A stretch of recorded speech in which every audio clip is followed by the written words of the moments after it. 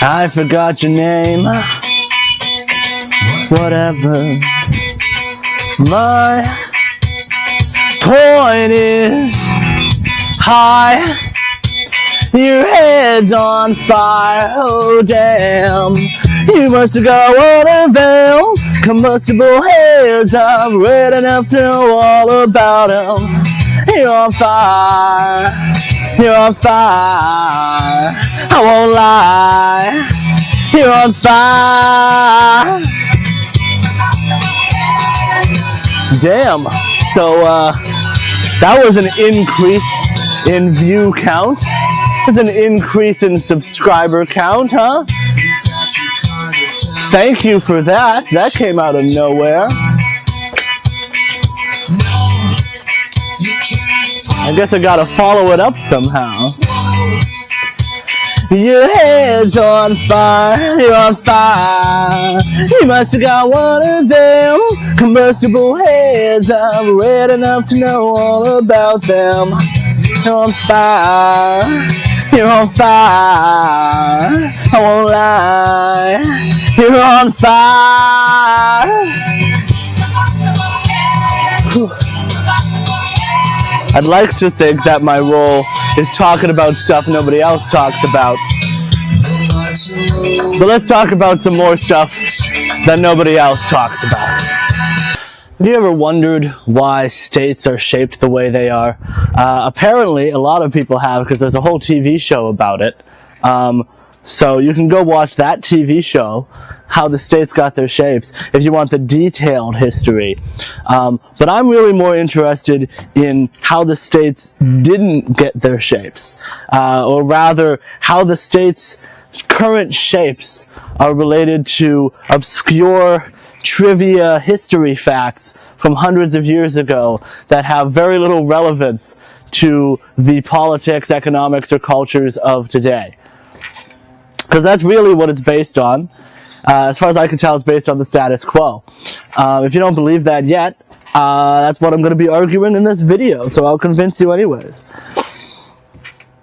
First of all, there's the cultural regions, right? We can subdivide it into a variety of different arguments about the arbitrariness of state borders, right? One is this guy, Colin Ward. He wrote this book on the different cultural regions in the United States. And you can see the cultural regions now. They're very different, as you can see, from the actual sort of state borders that we're used to talking about. And they're also very different from trying to act like America as a country has one unified culture, or subdividing the country into red states and blue states, or something like that. There's actually a much more complex cultural history to the diverse groups in the United States than right-wing or left-wing or us as a whole country could ever really explain. So he goes through all of those cultural regions and sort of lines up where the borders on the map are, roughly, of where these cultural groups call their home. And it's not at all the same locations as the states in the United States right now. He also argues in his book that these groups have major differences. You know, they're not minor parochial differences about like, hey, do you remember Bunny's Superette? Are you aware of Bunny's Superette? You know? No, it's just, it's big wars were fought where these groups were on opposite sides of these wars. Like, they have fundamentally different histories and cultures in these regions. Now, some states have tried to redraw their borders, but the process for becoming a state is laid out pretty clearly in that you need to get the territory first, form a territorial government, form some sort of a constitution for your territorial government, and then reach out to Congress asking for statehood. So that's the process, which is also part of why most states were founded through violent colonialism. You get the territory first. You get the territory first, and then you work backwards from there to get statehood. In formation of a new state, there's actually a clause of the Constitution that explicitly states that no new state shall be formed from the existing territory of an existing state without permission from both states involved and Congress, which makes it very, very difficult if you're a small region within one state that wants to become a part of another state to actually get those borders redrawn. It requires state action from two separate states and from Congress.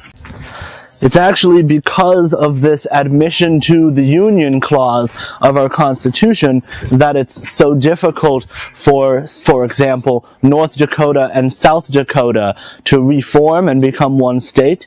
The reason those are separated is because of disputes regarding trade routes that no longer exist in the same locations that they did when those states were first separated. This same clause also makes it more difficult for states to be subdivided, like California or Texas, if we wanted to break them up a little bit, to have more even electoral districts on the federal level. We can't do that very easily because of this clause. And these arbitrary borders can cause massive problems for the towns and cities that live under them. Because, take for example, Fargo-Moorhead. Fargo-Moorhead is a state at the border between Minnesota and North Dakota. And it gets spliced basically straight in half by the state. And so federal aid, which usually trickles into cities through state governments, has to come through both Minnesota and North Dakota. So in this city, the planners of this city, they have to plan their future around the decisions of two separate state legislatures. Every single decision they make about the future of their city, they have to look at multiple state governments to figure out whether they're going to be on board with it. Which is absurd. It's literally sliced in half by a border from 100 years ago. One of my favorite authors, Parag Khanna, writes that we should be rethinking how we do state borders basically entirely. He wants to get rid of the concept of states as being defined by this very geographical territorial thing, and he wants to instead divide the country into 40 major economic hubs defined by the regions shown on screen now. This is based on trade routes and economic interconnectivity. What he does is he studies migration and I think he calls it connectography. Another way that we could think about dividing the country that isn't the same as the current state divisions is bioregionalism. Bioregionalism is sort of an environmentalist movement. It's based around the idea that energy, especially renewable energies, are going to need to be produced very close to the people who use and consume from them. This energy can only be put in certain places. Solar panels can only be put where there's a lot of sun. Wind turbines can only be put where it's windy, roughly speaking. That's not perfectly true, but roughly speaking. And certain foods only grow in certain areas. So if we're attempting to relocalize food systems, even a little bit, in the face of climate change, then we're going to have to do that through these bioregions. And so they argue that we should have sort of territorial secessionist movements based around not our economic hubs per se, nor our cultural hubs per se, but rather our natural hubs, our natural resources, and our environmental shared features. Another great point that bioregionalists emphasize is that the resources should be controlled by the people who would be most affected by their loss. This, I think, ties in more to my general theory of democracy, that democratic autonomy should have more to do with who's affected by what than who's in the best, smartest, most intellectual position to make a good decision decision about something.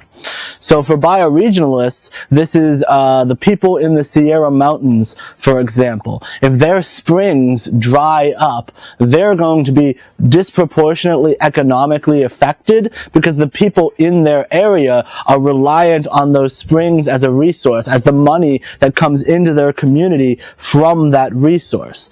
So they should have more say over how that resource is controlled than people across the rest of the country who might not have an immediate economic impact if those wells dry up.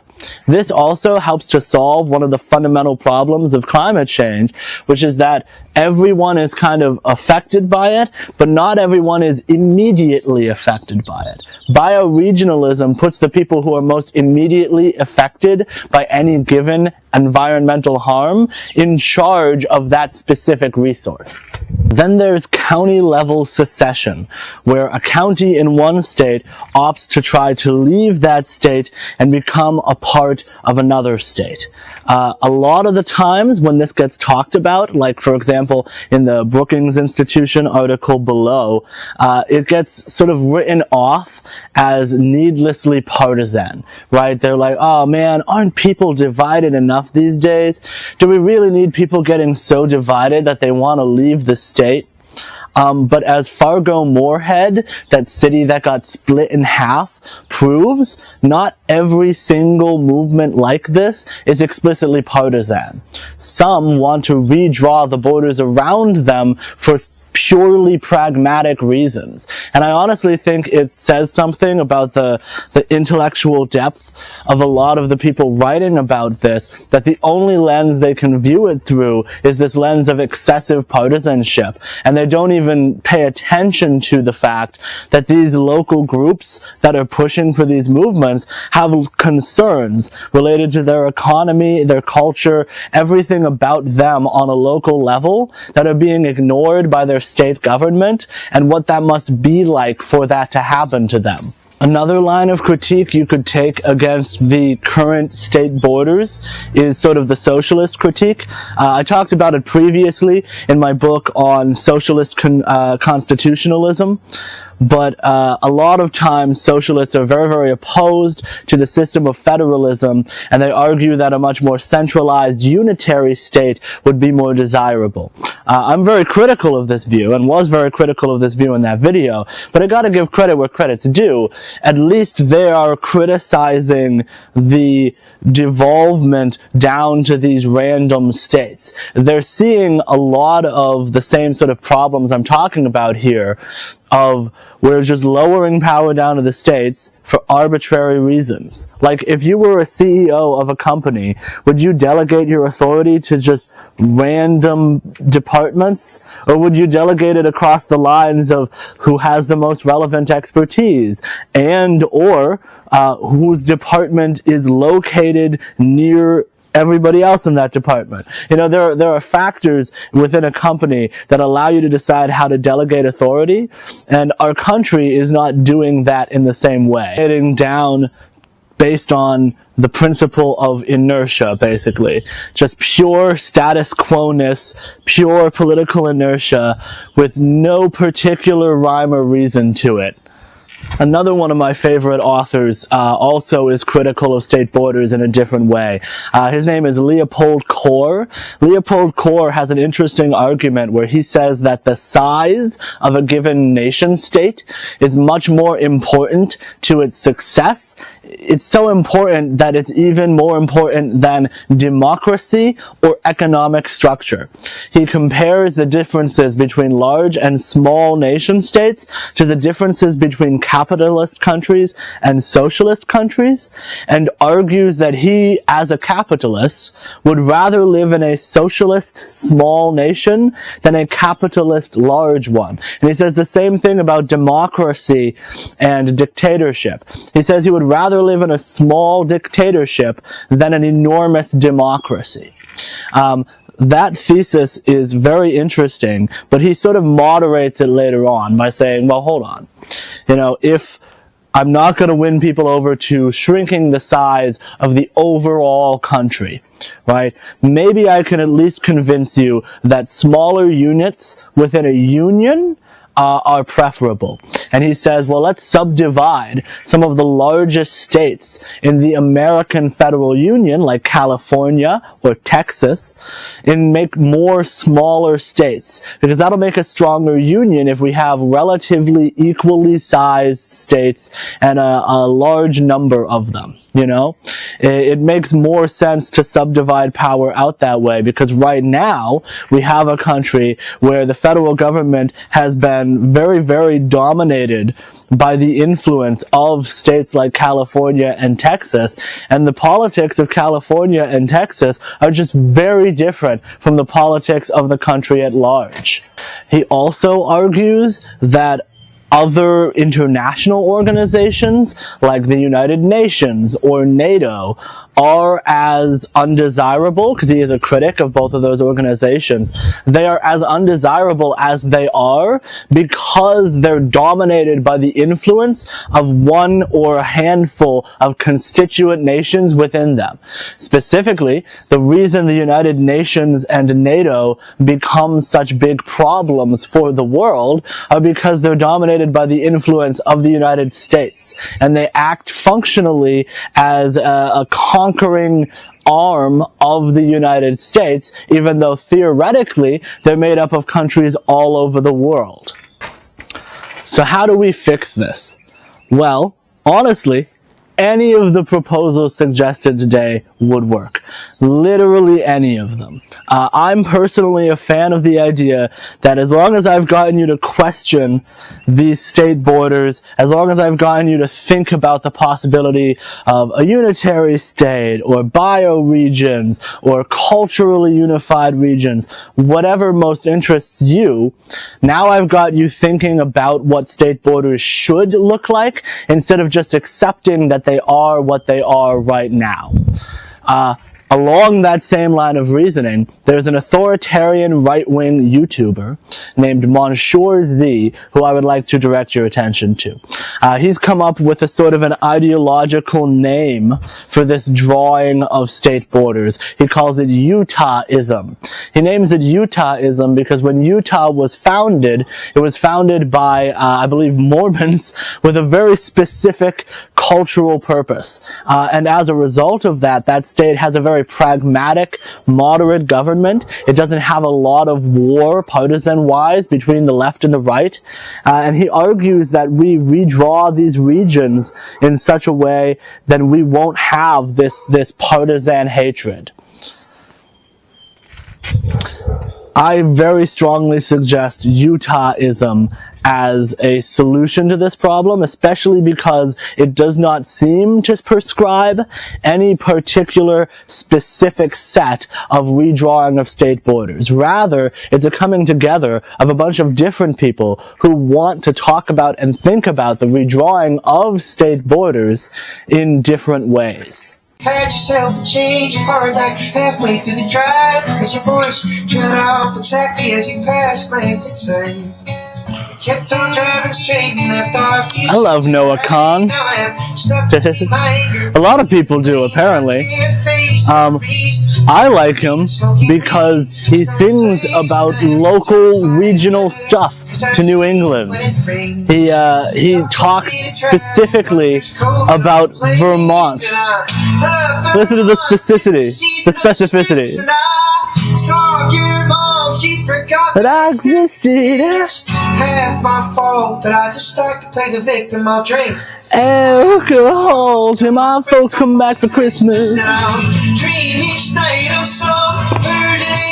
I want to relate this concept of the arbitrariness of states back to the broader mission of this channel.